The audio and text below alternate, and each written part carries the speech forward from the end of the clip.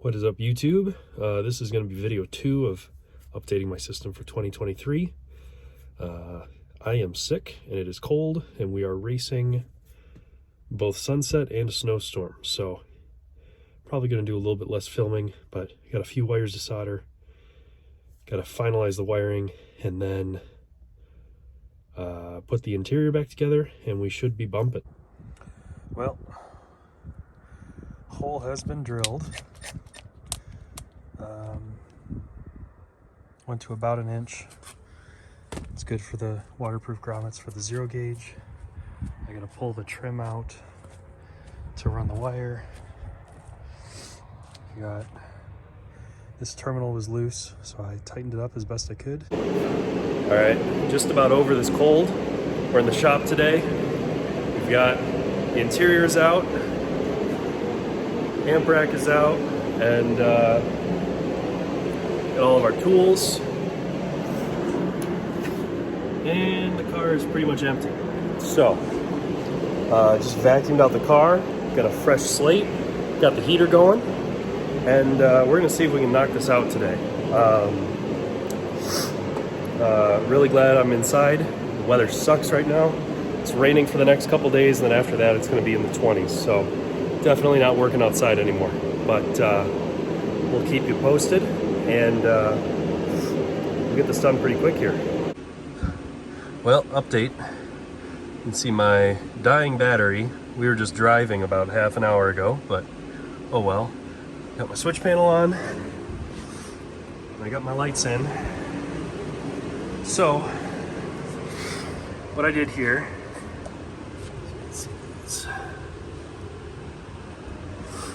I've got 5 of these LEDs, and I did these rivet nuts.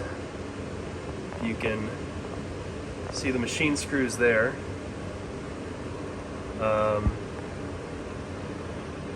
See the machine screws. So did rivet nuts and machine screws to attach those. They're all wired in on a switch, and those will light up the subs and the amp rack and everything else. So got our RCAs run, got our power wires run. I need to, really easy, make a ground from, I need to extend some wires in the car to get up to these terminals and make a ground that'll come back and connect into those. So I only have 1 wire going to each of the battery posts.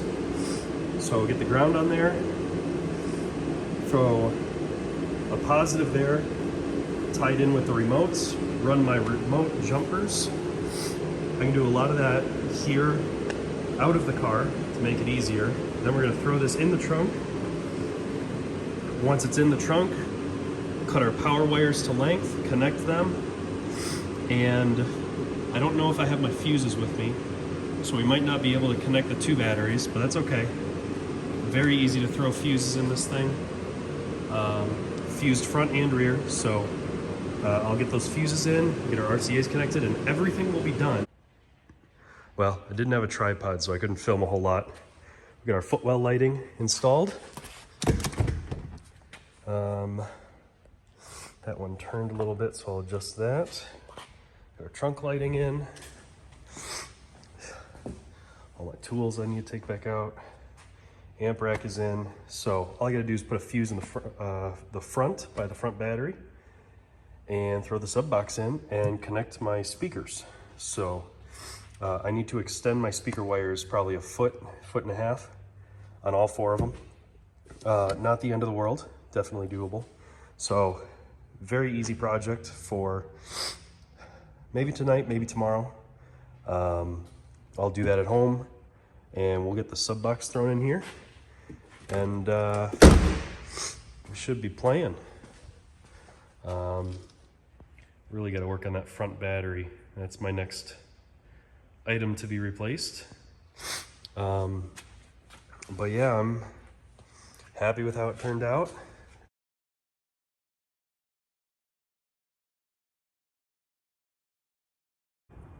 Well, I was going to end the video there, but realized we were under 6 minutes, so might as well add a little bit more in here. So I'm double checking everything here. I got my old phone, using it as an iPod. So we've got a tone generator. So we're generating 40 hertz. We're on our RCA. So I'm seeing 5.1 volts of pre-out. There we go. So, nice clean wave. And now I'm gonna plug this RCA back in and probe the speaker wires and see what that waveform looks like. By the way, this is my oscilloscope. I think it's $80, $90 on Amazon. Completely worth it. Tune all your amps with it, set your crossovers, your gains, everything. Much cheaper than buying subs and amps and speakers because you didn't set your gains correctly. So it makes everything sound better because your crossovers are set correctly. So I swear by these things now. All right, there we go. So that is not right. Should be nice, smooth waves, and that is very bad. And I don't know why. And clip light is not on. Let me see if I can reach in here. Let's see. There's our gain. So there's the clip light.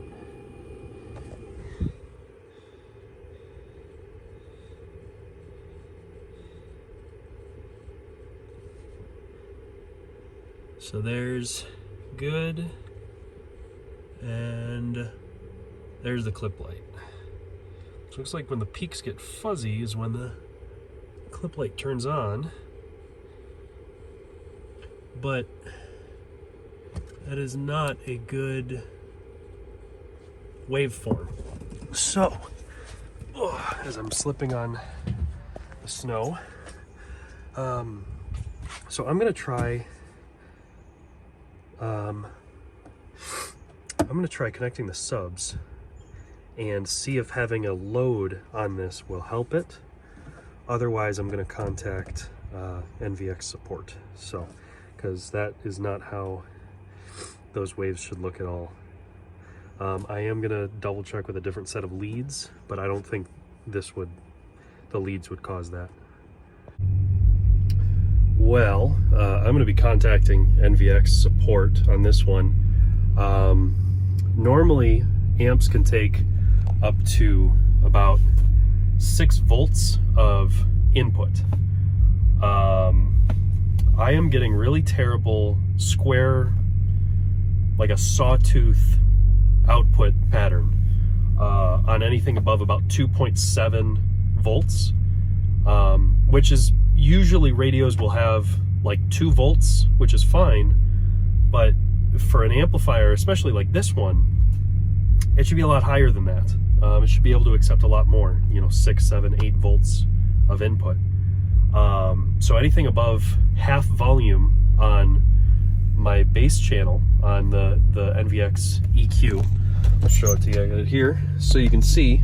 There's a volume, a master volume, and then a bass volume. So the labels are pretty much worn off, but so I have to leave the bass at half as my maximum. So I reset the gain, and I still need to extend the speaker wires. So I'm going to do that in a few minutes here. So we'll have at least the front channel playing, and even at 4 ohms, this thing is getting down. So when this was wired to 1 ohm, I was seeing, when this was wired to 1 ohm, I was seeing about 2.5 ohms at my peak frequency for impedance rise.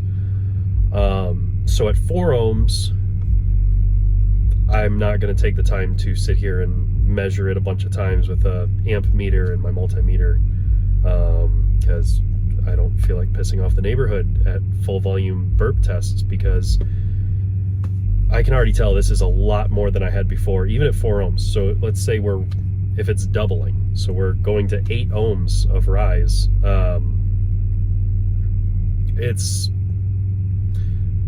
it's very loud. Like, I'm nervous to wire this down to 1 ohm for like a competition. I won't do it for daily driving because this is this is stupid. I'm gonna break something. So anyway, everything's working. We might be able to get some flex videos here since I got my other phone working as an iPod. So I might have to drive somewhere to get out of the neighborhood. But I'll get the front speakers hooked up and then go drive somewhere, and we can get some flex videos of this thing going. So we'll check back in later. Well, we got the speaker wires extended, so the front speakers are playing, subs are playing. I decided to be stupid and I wired them to 1 ohm. So this is, I am blown away. I didn't think my car could be this loud, but we're in the middle of nowhere, so we're gonna film some videos of this car flexing and gonna see what happens. On music, it sounds pretty terrible because with no rear speakers with my crossovers, I have a gap from like 65 to 100 hertz, so there's like no mid bass. But that doesn't matter because the microphone will pick up basically nothing because of the bass. So I'm having fun with this, and definitely can no longer do this while I'm driving because it is to the point of, I would say, being dangerous, and because of the level of distraction. I'm sure I'll get used to it in time, but for now, it's a bit much. So I'll shoot some clips in here of what it's doing.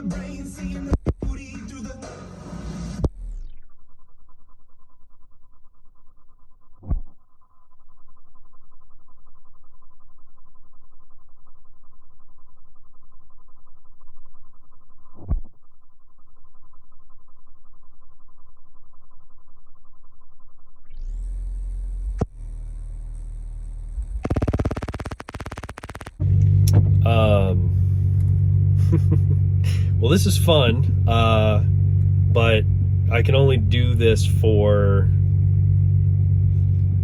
I don't know, 30, 40 seconds at a time before I start to smell the coils. So this is a 5K, wired to 1 ohm, and these are 1000 watt RMS subs. So I know with impedance rise, I'm seeing about 2.5 at my peak frequency previously. But with my voltage at about 14.8 and all the dual inputs and all that, it might be a little above rated power that it's outputting. So even at 2 ohms, it's like 3300 is what this is rated for. So we're probably easily giving these subs like 1.5 times their rated power. And then also, the farther away from the tuning frequency you go, the less impedance rise you have. So at, 35, 37 hertz, which is about where I'm tuned to,